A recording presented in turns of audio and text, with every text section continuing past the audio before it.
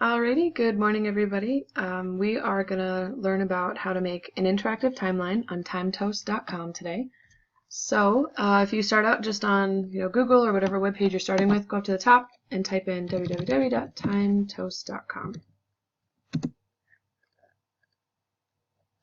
And once you're at the page, you can sign up or sign in. It's really easy to sign up and it's free. I'm going to sign in because I already have an account. So there's my username and my password.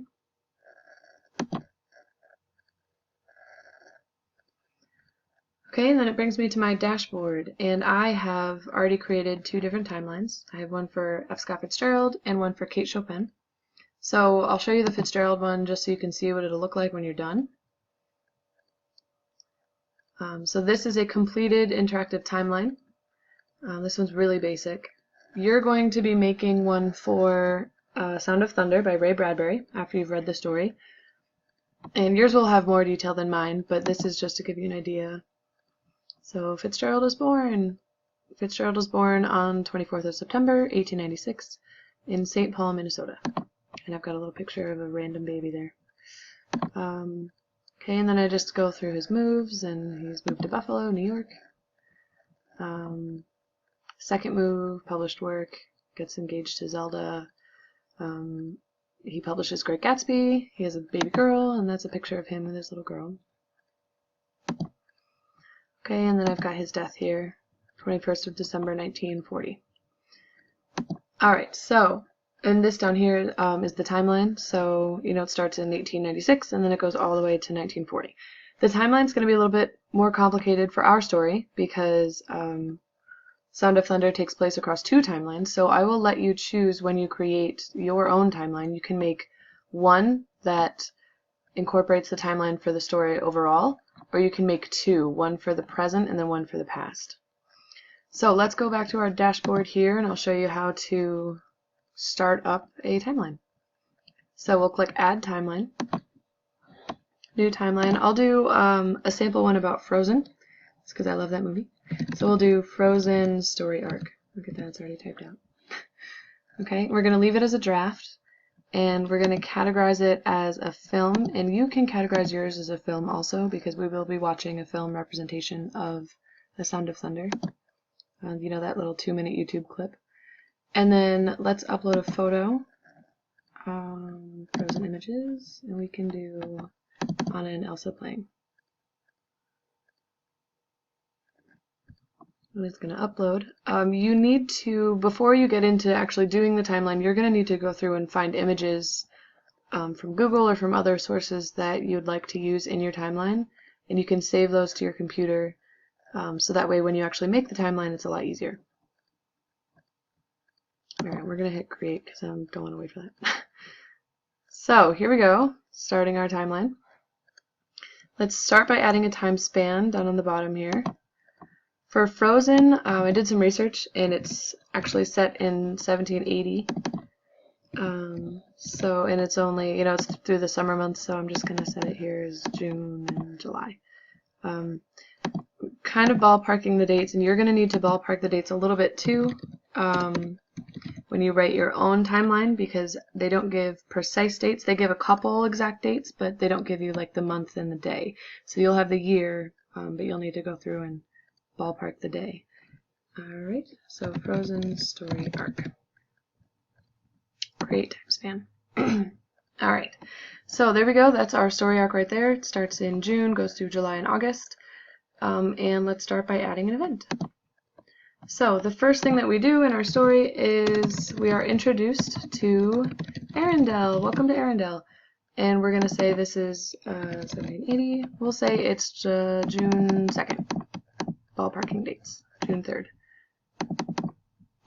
Okay, and then we're going to type a little description here. This is not technically required, but for our class you are going to be filling in description just so that I know what you're saying about the story.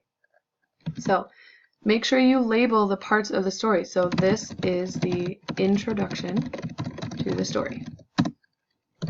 We are introduced to Arendelle, the setting of our story, and the main characters. Anna and Elsa. Okay, and let's choose an image. And these are all images that I used for my F. Scott Fitzgerald in the Kate Chopin timeline. So you'll have to upload an image, and this is where it'll be useful for you to already have your images picked out. So let's do Arendelle setting.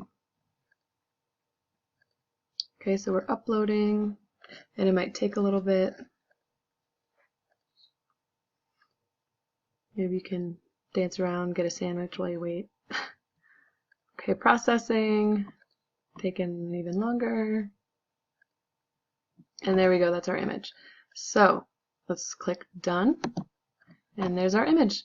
This is the introduction to the story. We're introduced to Arendelle, the setting of our story, and the main characters, Anna and Elsa. Okay, so we're going to put that in, and there's our first dot. Welcome to Arendelle. All right, let's add a second dot, and we'll make this one. We'll make this one when Anna and Elsa's parents die. So we'll call this Death in the Family. Be creative in our titles. So, and we will say this is part of the rising action. So make sure you're labeling those parts. This is part of the rising action. Anna and Elsa's parents have gone on a trip.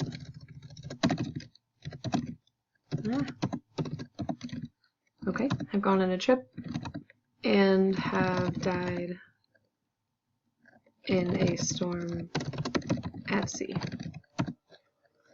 And then let's explain why this is important.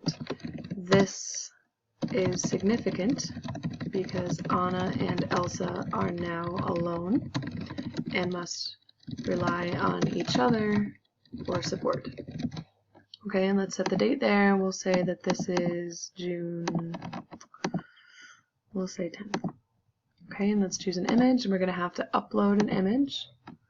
And this is, the image that I've chosen is the funeral, where Anna is standing between the two gravestones. So, okay, there we go. Done. And let's create event. Alright, so, okay, good example here. So I didn't change the date of my entry. So let's click on that, and it'll bring up an editor, and then let's change it to 1780. So you can update it if you make a mistake, and it's pretty easy to fix. And so you'll continue in that same vein and add points for your story, and then if you click on them, they get bigger, and we can update them. And then once you're done, you will click on public and view this timeline. Okay, so frozen story arc. And then when you're done and you click on it, it gets big, like it's published, and yours should have a lot more text than this. This is just the introduction to the story. We're introduced to blah, blah, blah. This is a really quick example, but they blow up the picture for you, and they give you all the space to write in. So make sure that you're using a lot of detail in your post. Okay, and there's our second one that we just made. Okay. So when you are doing this, make sure you're using this story arc worksheet to help you. You've gotten this worksheet as part of your lesson for the day. You should have labeled each component in the story arc. This is really basic. You know all of these already, and these are not in order, but you should know these. Okay, and then you're going to provide information from A Sound of Thunder for each component. So here, the introduction, you'll say, in the introduction, we're introduced to the setting, which is blank, and the characters who are blank. The conflict is blank. Okay, and then here in the rising action, these things happen in the rising action. The climax, this happens in the climax. This happens in the falling action, and then this happens in the resolution. Use these 5 components to help you with your timeline. It'll help you stay in order, and it'll help you with the definitions and the terms. You're going to need to use those terms. So, alright, that's basically it. If you have any questions, feel free to email me. I will respond within 24 hours. And I hope that you have fun, and be creative with this. This should be something that you do, as a unique individual. It shouldn't look like anyone else's. It should be your own with, interesting pictures you can get off Google. And like I said, you can do one timeline that talks about the whole story, or you could do one timeline for the present and one timeline for the past when they go back to shoot the dinosaur. So that's totally up to you. Just make sure that it's clear to me which one you're doing. So if you do both, make sure that you send me a link for both. All right. So there you go. That's it. And let me know if you have any questions. Have fun.